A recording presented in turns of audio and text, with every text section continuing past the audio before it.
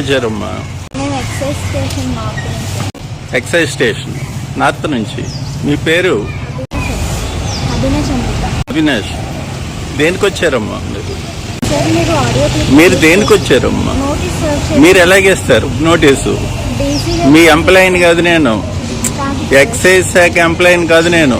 మీరు లీగల్ గా నోటీస్ ఇవ్వాలి. మీరు ఎలాగేస్తారు? అవునమ్మా, మీకు నోటీస్ ఇచ్చే అధికారం మీకు ఎవరిచ్చారు?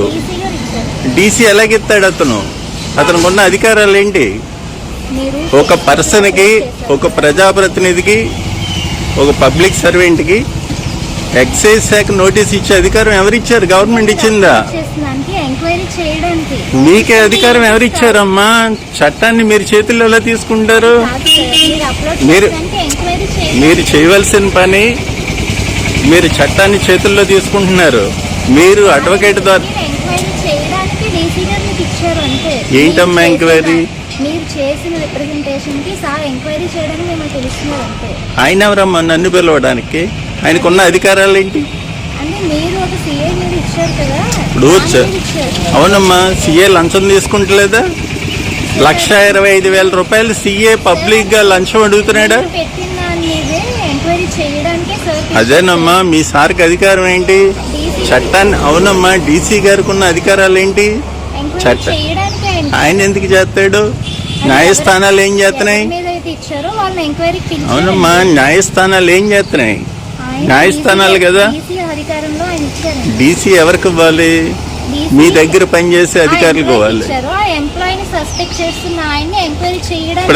ఇప్పుడు సీఎం సస్పెండ్ చేశారా? అవును, ట్రాన్స్ఫర్ చేశారు, సస్పెండ్ చేశారా?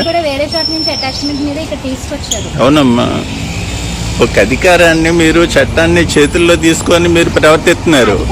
ఇప్పుడు ఒకటమ్మా, మీరు మీరు మీరు మీరు రాజమండ్రిలో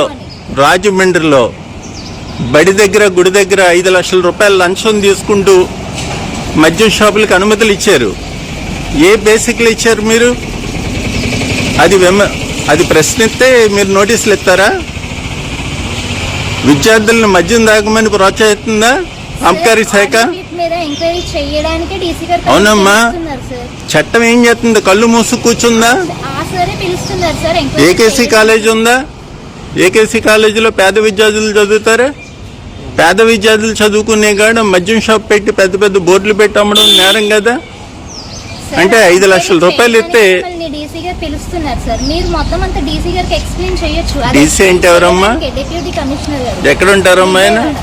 మంగళగిరి, విజయవాడ అమ్మా. ఆయన పేరు డీసీ గారు అంటే టి శ్రీనివాసరావు గారు. ఆయనకి నోటీస్ ఇచ్చే అధికారం లేదమ్మా. నాకు మొన్న ఫోన్ చేశారు, ఫోన్ చేసి మీరు వచ్చేయండి అంటున్నాడు.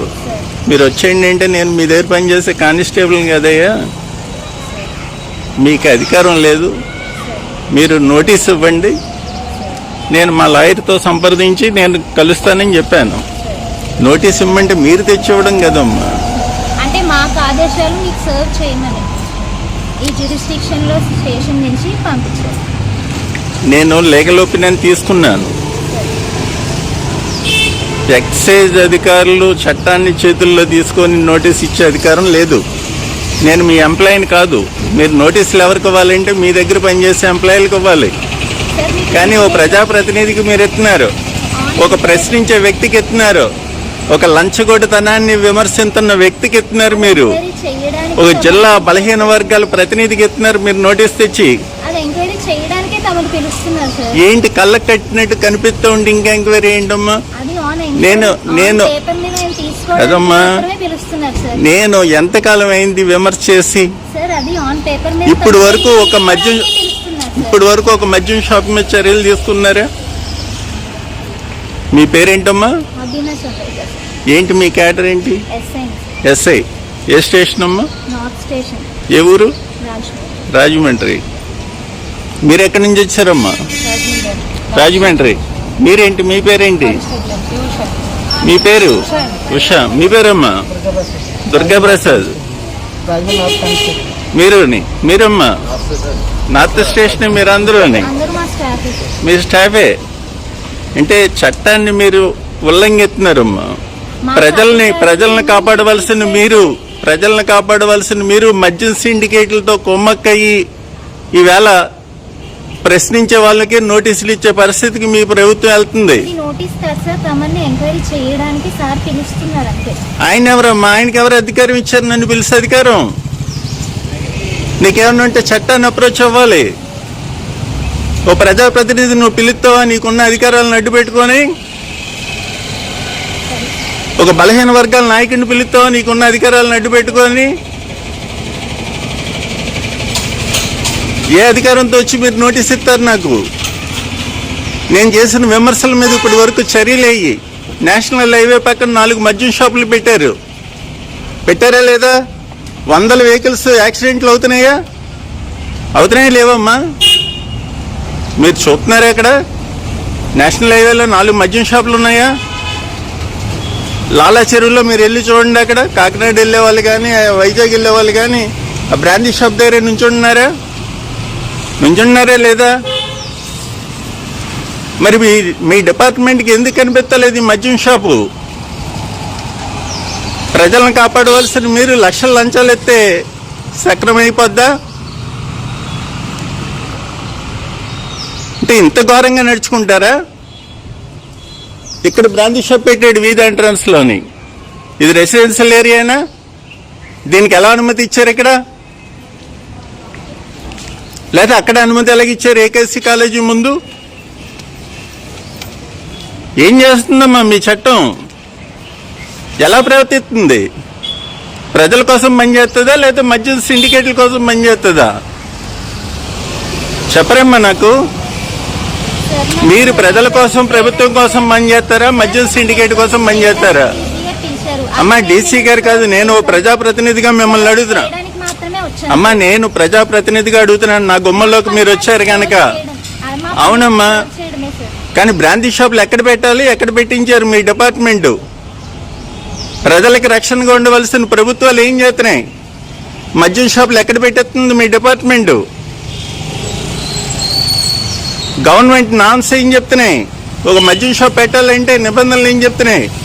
గుడి దగ్గర బడి దగ్గర ఎన్ని మీటర్లు ఉండాలని చెప్తుందా? మరి దాని మీద ఏం చర్యలు తీసుకున్నారు మీరు? దానికి సమాధానం లేదు మీ దగ్గర. ఇవాళ డ్రగ్స్ ఎక్కడ పడితే అక్కడ దొరుకుతున్నాయి లేదా? మీకు దొరకకపోతే చెప్పండి, డ్రగ్స్ ఎక్కడ ఉన్నాయి నేను చూపిస్తాను మీకు.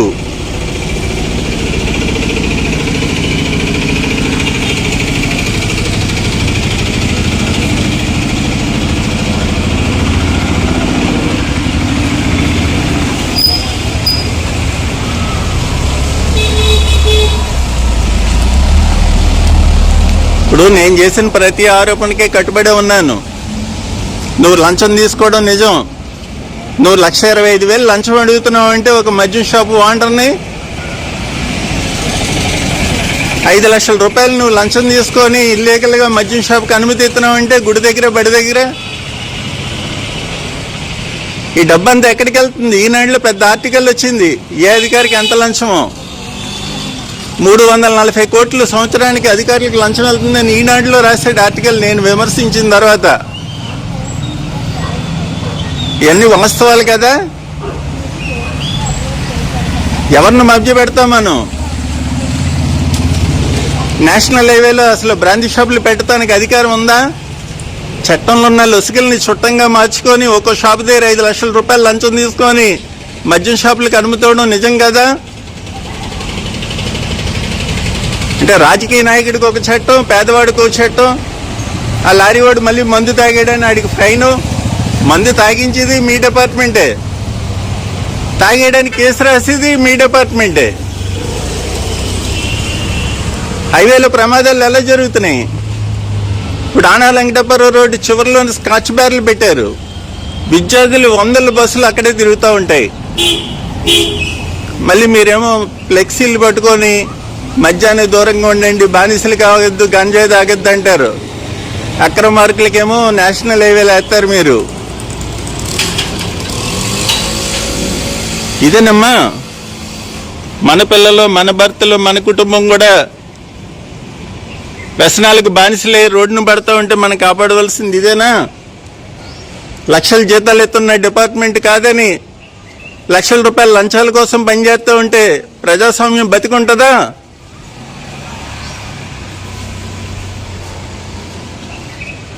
ఇవాళ ఇక్కడ బాంబే గృహాల్లో గంజాయి దొరుకుతుంది. ఏం చేస్తుంది మన డిపార్ట్మెంటు?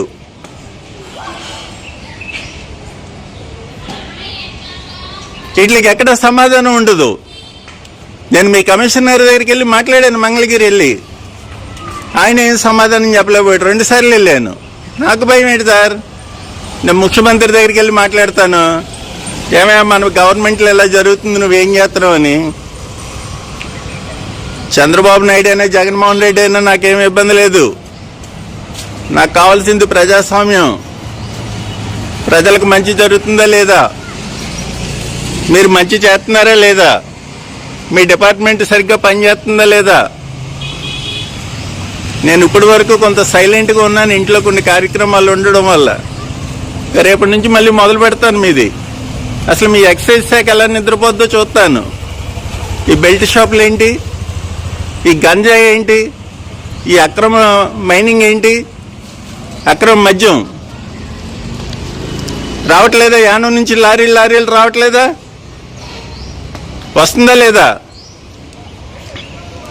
మరి దాన్ని ఎందుకు అరికడతా లేదు? వచ్చిన లారీలు ఎక్కడ దిగుమతి అవుతున్నాయి చెప్పనా? యానం నుంచి వచ్చిన మద్యం ఎక్కడ లారీ దిగుమతి అవుతుందో నేను చెప్పనా అంటున్నాను. వీటి మీద అరికట్టడానికి మీరు ఏం చర్యలు చేపట్టరు? మీరు సరే సార్, యాక్చువల్గా నోటీస్ సర్వ్ చేయడానికి వచ్చాము. మీరు నోటీసు చట్ట ప్రకారంగా న్యాయస్థానం నుంచి ఇవ్వాలమ్మా. మీరు ఎక్సైజ్ డిపార్ట్మెంట్ తీసుకొచ్చి ఓ ప్రజాప్రతినిధికి, ఓ బలహీన వర్గాల ప్రతినిధికి మీరు తీసుకొచ్చి మీకు ఇచ్చే అధికారం లేదు. సరే సార్, మా అథారిటీస్ మీరు ఏదైనా ఉంటే మేము చట్టం ముందు చూసుకుంటాం. కానీ మీరు చేయవలసిన పని ఏంటంటే, ఎక్కడైతే నేషనల్ హైవేలో మద్యం షాపులు ఉన్నాయో వాటిని తొలగించాలి. ఎస్ సార్, మా అథారిటీస్ చెప్తాం సార్. అమ్మా మీరు ఒకటే చెప్తున్నాను, రేపటి నుంచి 2nd పేజ్ మొదలవుతుంది ఉద్యమం.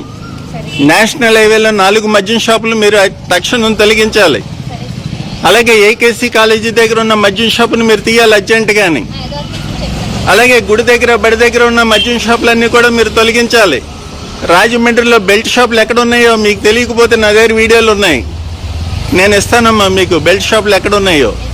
అట్లన్నిటిని కూడా మీరు తొలగించాలి. కంపల్సరీ లేకపోతే మటుకు మిమ్మల్ని పడుకోను, నేను పడుకోను. కంపల్సరీ సార్, అది మా అథారిటీస్కి అయితే నేను పెడతాను. మంచిదమ్మా, థ్యాంక్ యూ సార్. మంచిది. ప్రజల కోసం పని చేయండి అమ్మా, చేస్తాం సార్, మద్యం సిండికేట్ల కోసం పని చేయకండి. Compulsory sir. మంచిదమ్మా, ప్రమోషన్లు వస్తే థ్యాంక్ యూ సార్. మంచిది.